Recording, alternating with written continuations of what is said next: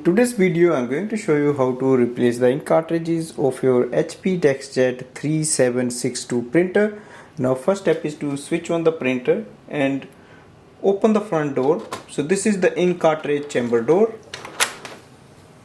Wait for the ink cartridges to come and move into the middle.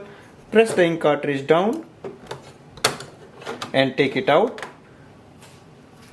Install the new ink cartridge. Simply slide it in and hold the printer with the other hand and push it in.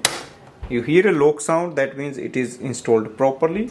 You can also install black ink cartridge, or you can just install a single ink cartridge and you can use it.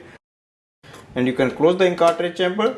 On the screen you will see the ink cartridge level, so that means we have installed it properly. Because there is no black ink cartridge, so it's still flashing, but we can use it now. Thanks for watching.